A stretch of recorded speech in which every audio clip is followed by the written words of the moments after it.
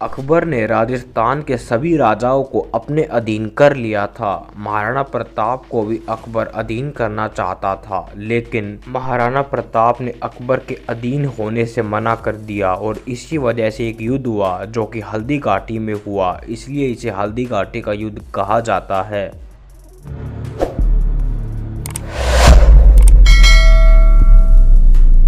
इस युद्ध में महाराणा प्रताप के पास केवल 22,000 सैनिक थे, जबकि अकबर की सेना के पास 80,000 सैनिक थे। भले ही यह बराबरी वाली बात न हो, लेकिन महाराणा प्रताप निडर और साहसी थे।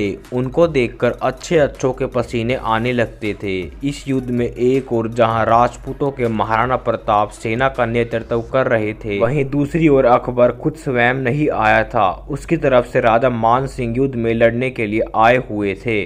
हल्दी घाटी के पूरे युद्ध में अकबर कभी महाराणा प्रताप के सामने नहीं आए। यह युद्ध सन 1576 को हुआ था। इस युद्ध में राजपूती सेना के लगभग 500 भीलों ने भी भाग लिया था। भीलों ने पत्थर और तीर कमान से महाराणा प्रताप की तरफ से लड़ाई की। इस युद्ध में सबसे बड़ी बात यह थी कि महाराणा प्रताप का छोटा भाई अकबर की सेना की ओर से लड़ाई कर रहा था।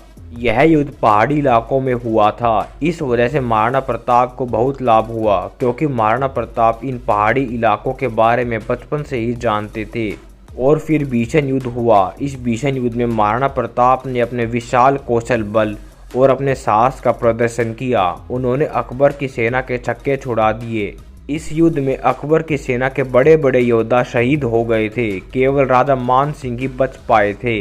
अंत में राजा महाराणा प्रताप युद्ध से बाहर आ गए। उनका घोड़ा चेतक उनके साथ था। वह भी बुरी तरह से घायल हो चुका था। वह एकदम से ही जमीन पर गिर पड़ा और चेतक की मृत्यु हो गई। महाराणा प्रताप के पीछे से मान सिंह के 2 सेनापति और महाराणा प्रताप का सगा भाई शक्ति सिंह भी था। उन 2 सैनिकों ने महाराणा प्रताप को मारने की कोशिश की, लेकिन तभी शक्ति सिंह के दिल में महाराणा प्रताप यानी अपने बड़े भाई के प्रति प्रेम जाग उठा।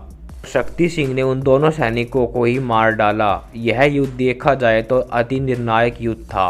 और जब अकबर का ध्यान कुछ सालों में इधर उधर जाने लगा, तो महाराणा प्रताप ने अपने और क्षेत्रों पर भी अधिकार जमा लिया। यह युद्ध वास्तव में महाराणा प्रताप के कौशल, बुद्धि और पराक्रम की बखान करता है।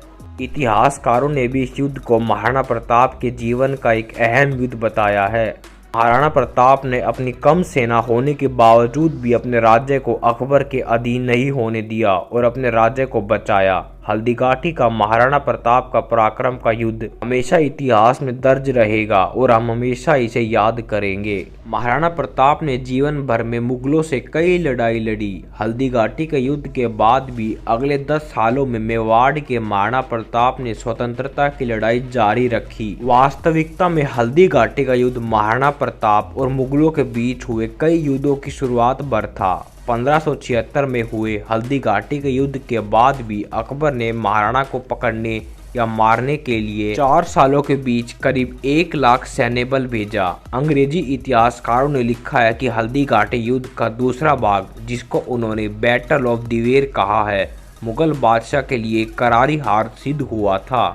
हल्दी घाटी के बाद अक्टूबर 1582 में दिवेर का युद्ध हुआ। इस युद्ध में मुगल सेना की अगुवाई करने वाला अकबर का चाचा सुल्तान खान था। दिवेर के युद्ध के बाद प्रताप ने गोकुंदा, कुंभलगढ़, बस्सी, चावन, जावार, मदारिया, मोही, मांडलगढ़ जैसे महत्वपूर्ण ठिकानों पर कब्जा कर लिया। इसके बाद महाराणा प्रताप व मुगलों के बीच एक लंबा संघर्ष युद्ध के रूप में घटित हुआ, जिसके कारण कर्नल जेम्स टॉड ने इस युद्ध को मेवाड़ का मैराथन कहा।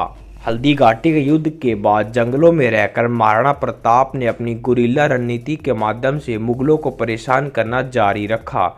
जंगलों में रहने के दौरान उनके पास खाने के लिए कुछ नहीं था, तो वे घास की रोटियां खाया करते थे। वो हर विषम परिस्थितियों को झेलते हुए अपनी सेना तैयार करते रहे। जब कुछ समय बाद अकबर का ध्यान चित्तौड़ से हट गया और वो लाहौर की ओर बढ़ गया, क्योंकि उसे अपने उत्तर पश्चिम वाले क्षेत्र पर भी नजर रखनी थी। इसी का फायदा उठाकर महाराणा प्रताप ने पश्चिमी मेवाड़ पर अपना कब्जा कर लिया, जिसमें कुंभलगढ़, उदयपुर और गोकुंडा आदि शामिल थे, और उन्होंने चवन को अपनी नई राजधानी बनाई। ऐसा माना जाता है कि हल्दी घाटी के युद्ध में न तो अकबर जीत सका और न ही राणा हारे। मुगलों के पास सैन्य शक्ति अधिक थी तो राणा प्रताप के पास साहस की कोई कमी नहीं थी। दोनों ओर से बराबरी की टक्कर के चलते हुए युद्ध का कोई परिणाम हासिल न हो सका था। दोस्तों, महाराणा प्रताप की यह कहानी अच्छी लगी हो तो लाइक और सब्सक्राइब जरूर करें। धन्यवाद।